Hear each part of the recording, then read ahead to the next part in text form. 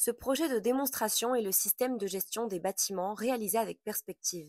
Les données affichées sont des données en direct du système CVC des bureaux d'Inductive Automation à Folsom, en Californie. Dans la Gateway Émission, le driver BACnet est utilisé pour se connecter à plus de 75 contrôleurs de zone ALC et les données de ces contrôleurs sont publiées dans la démo à l'aide de MQTT.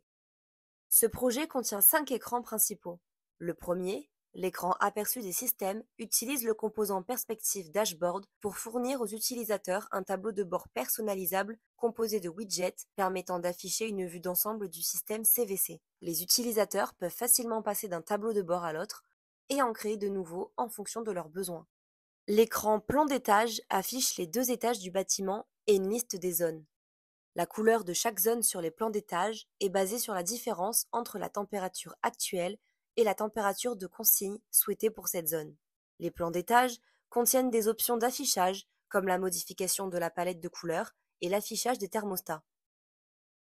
La liste des zones, qui utilise le composant Flex Repeater, affiche des informations sur toutes les zones du bâtiment, y compris le nom du service ou de la zone, la température actuelle, le point de consigne souhaité, le delta du point de la consigne et ce que la zone demande actuellement en termes de chaleur, de fraîcheur ou d'absence de chaleur. La liste des zones peut être triée en fonction de différentes mesures telles que la température actuelle de la zone et le delta du point de consigne. Si nous appliquons un tri sur la température actuelle de la zone par ordre croissant, nous pouvons voir que l'ordre des zones est mis à jour en conséquence. Cet écran contient également une fonction de recherche qui permet aux utilisateurs de rechercher les zones en fonction de différents critères tels que le nom du département et la demande actuelle de la zone en termes de chaleur, de fraîcheur ou d'absence de chaleur. Si nous essayons de rechercher département 2, par exemple, nous pouvons voir que la liste des zones n'affiche plus que les zones associées au département 2 et que les plans d'étage n'affichent plus que les étiquettes des zones associées au département 2. Autre exemple, si nous essayons de rechercher Cool, nous pouvons voir que la liste des zones et les plans d'étage sont mis à jour en conséquence. Les utilisateurs peuvent cliquer sur une zone dans tous les plans d'étage ou dans la liste des zones pour afficher plus d'informations sur cette zone dans une vue ancrée. Dans cette vue ancrée, les utilisateurs peuvent voir l'état actuel de l'équipement, modifier le point de consigne souhaité et consulter les données historiques de la zone. L'écran Controls contient des affichages des 2 centrales du traitement d'air du bâtiment et de commandes du système. Par exemple, pour accéder aux commandes du ventilateur d'extraction de la centrale de traitement d'air 1, l'utilisateur peut simplement cliquer sur le ventilateur d'extraction, ce qui fait apparaître une fenêtre contextuelle contenant les commandes. Ou pour accéder aux commandes du ventilateur du condenseur de la centrale de traitement d'air 2, l'utilisateur peut passer à la centrale de traitement d'air 2, puis cliquer sur le ventilateur.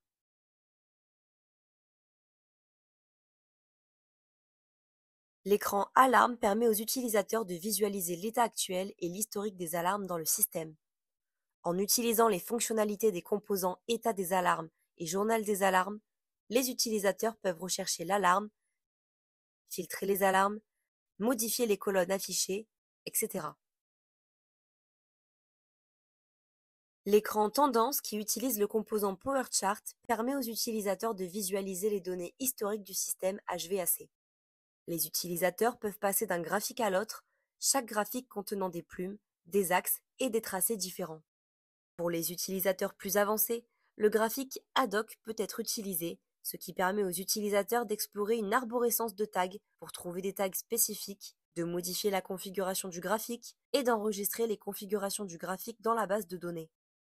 En utilisant les fonctionnalités du composant PowerChart, les utilisateurs peuvent exporter les données, basculer entre différents modes graphiques, tels que le mode X-Trace et le mode Pan and Zoom, réduire ou développer le contrôle des plumes, et bien plus encore. Ce projet est également adapté aux mobiles, de sorte que si nous ouvrons l'un des 5 écrans sur un appareil mobile, la disposition des composants est optimisée pour un écran plus petit. Cette réactivité mobile est obtenue en utilisant le composant Breakpoint Container qui nous donne une mise en page avec la possibilité de créer 2 vues différentes qui sont affichées en fonction de la largeur de la mise en page. Sur l'écran vue d'ensemble des systèmes, les utilisateurs peuvent faire défiler les widgets du tableau de bord et, à l'aide du panneau Options du tableau de bord, ils peuvent passer d'un tableau de bord à l'autre. Sur l'écran plan d'étage, les utilisateurs peuvent ouvrir le panneau des détails de la zone pour afficher l'état actuel et un certain historique de la zone. Et en passant à l'onglet Zone, les utilisateurs peuvent appliquer un tri à la liste des zones. Par exemple, nous pouvons appliquer un tri sur la température de la zone dans l'ordre décroissant et ensuite la liste des zones sera mise à jour pour afficher les zones les plus chaudes en première. Les utilisateurs peuvent également rechercher les zones. Nous pouvons rechercher département 2 pour voir les zones associées au département 2. Sur l'écran contrôle, les utilisateurs peuvent faire défiler les unités des centrales de traitement de l'air et accéder au contrôle d'une unité en appuyant dessus. Ils peuvent également accéder aux commandes du système en passant à l'onglet Système contrôle. Sur l'écran Alarming, les utilisateurs ont accès aux mêmes fonctions que la version bureau de cet écran, y compris le filtrage et la recherche de l'état de l'alarme et du journal des alarmes. Sur l'écran Tendance, les utilisateurs peuvent utiliser le panneau Options Tendance pour ajouter des plumes au graphique et pour passer d'un graphique à l'autre.